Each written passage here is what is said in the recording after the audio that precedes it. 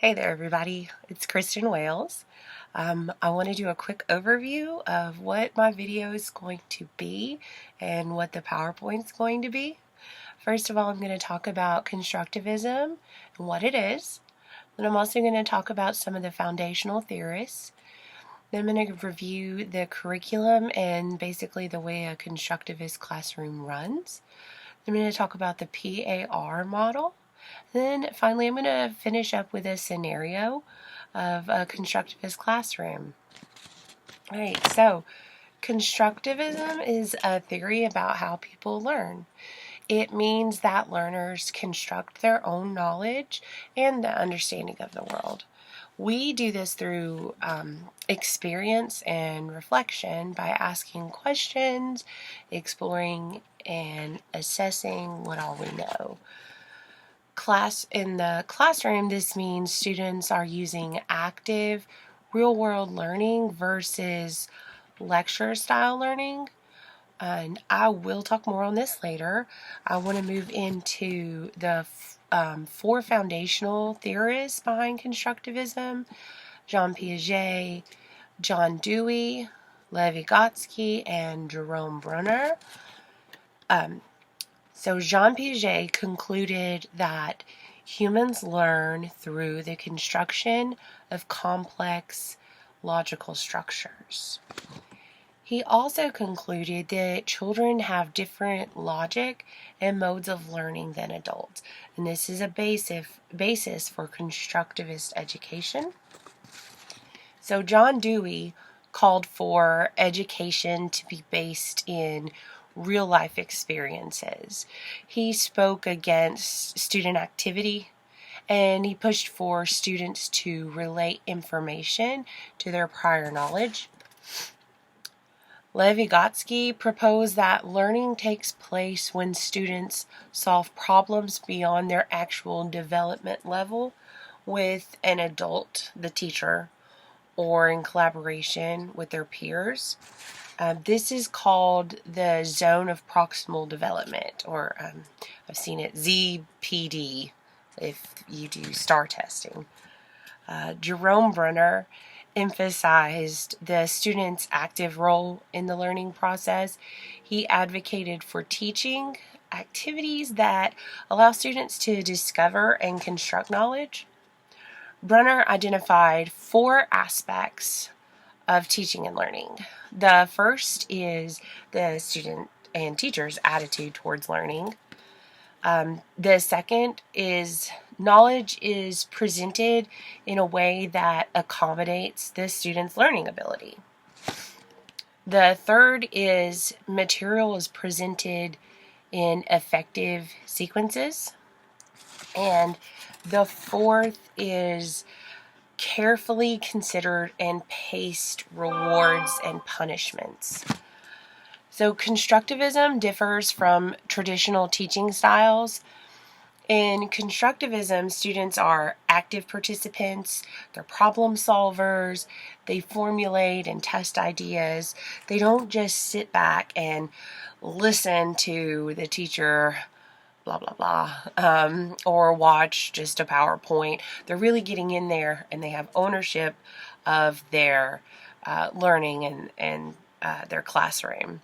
The teacher is a facilitator, encouraging the learning and the reflection process.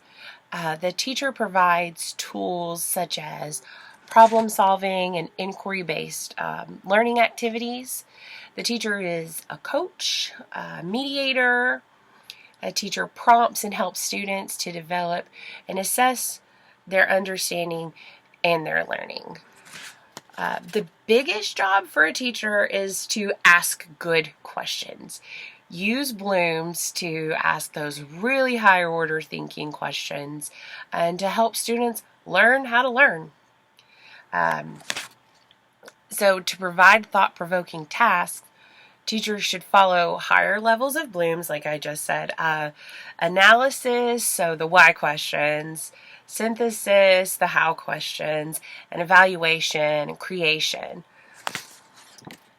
Students in a constructivist classroom control their learning process in order to become an expert of their learning. So they're not just going in there day to day, okay, I've got to learn the basic reading, math. They're really becoming experts in the learning process. Students collaborate together, partners, small groups. I've even seen videos of like whole group constructivists where the whole group's just sitting around basically circle talking and really trying to figure out a problem. Students are problem solvers and students are investigators. So when a student gains knowledge, one of three things can occur. The first is it's consonant, which means the new information that they receive lines up with their prior knowledge and adds to their knowledge. The second thing that can happen is that it's dissonant, which means the new information doesn't match the prior knowledge, but the student changes their previous understanding and gains that knowledge. And then the third is it's ignored. The information doesn't match and it's ignored and not absorbed by the student. So students, their learning and input are valued and they're heard. They work together hand in hand with the teacher to really get their learning across. So assessments in a constructivist classroom are a little different. A traditional classroom setting is a lot of tests, true, false, multiple choice style. But in a constructivist classroom, student work, observations, points of view, and some tests are used. But the process of learning is just as important as the product. And I might even argue that the process of learning is more important than the product. It's more important for us to see how they're getting to where they're going. Teaching and learning involves three phases: present, apply, and review. So in the present phase of the PAR model, students are presented with new knowledge, concepts, skills, theories, and explanations. So in a constructivist classroom, presenting involves student discovery, Socratic questioning, jigsaw. Students form these concepts that they're given fairly weekly. So we move on to the apply phase of the PAR model. This is where students carry out the activities that require them to apply learned material. We learn by doing. We all do. So this phase is very important. Applying makes learning very visible. And in a constructivist classroom, a lot of times present and apply can be one. Strategies for apply include problem solving, case studies, project-based activities, Q&As, peer assessments, self-assessments. The apply phase helps the students to form concepts. They form these concepts strongly and they link to prior knowledge, and their knowledge and skills become much more organized. And when errors and omissions, things that they don't know, are found, constructs are corrected and knowledge is expanded. And then the review phase of the PAR model involves key points being confirmed. Key points are strengthened by emphasis and repetition. And then for my scenario, I'm going to go back to my roots in a second grade classroom, and I'm going to use a science lesson. So if I had my constructivist classroom, I would pose a question for the day. And the question would be, how are structures held together?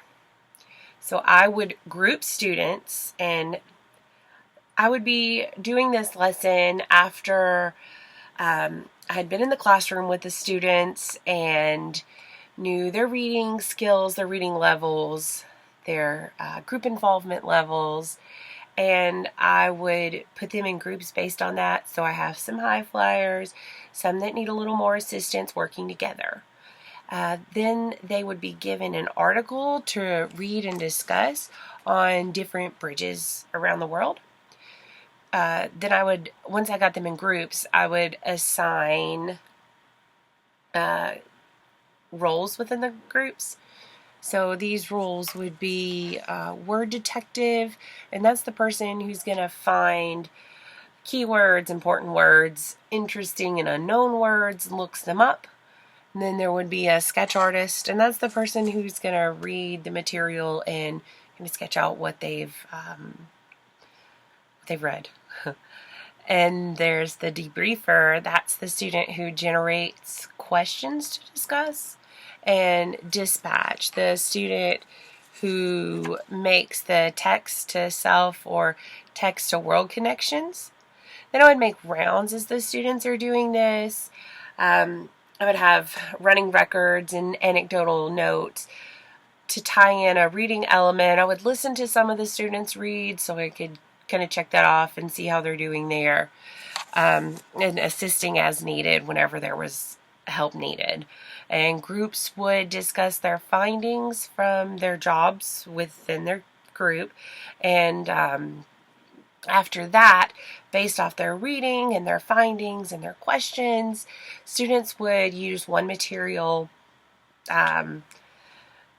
straws, paper clips, pipe cleaners, toothpicks, popsicle sticks, Unifix cubes, to create 3 different styles of bridges.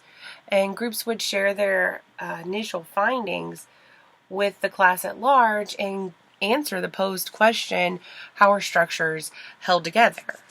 So I've attached a little picture of something I did in my classroom that was similar, but it really wasn't constructivist. I didn't give a good question. I didn't give students the chance to construct their own knowledge of how different structures are made. I kind of gave them the information and gave them the tools and had them go and make this really cool bridge, but I just gave them everything. I didn't let them construct their own knowledge. So if I could go back and do it again, I would definitely use constructivist strategy. So real quick, I just want to review. I know this is getting long. The constructivist classroom is one where the students construct their knowledge. And there are so many benefits to this, such as enjoyed learning, emphasis on how to learn, and student ownership of learning, higher retention, better communication skills. The students really are learning about real life and learning how to work together. So thanks, guys. I know this got long. I hope you all have a wonderful rest of your semester.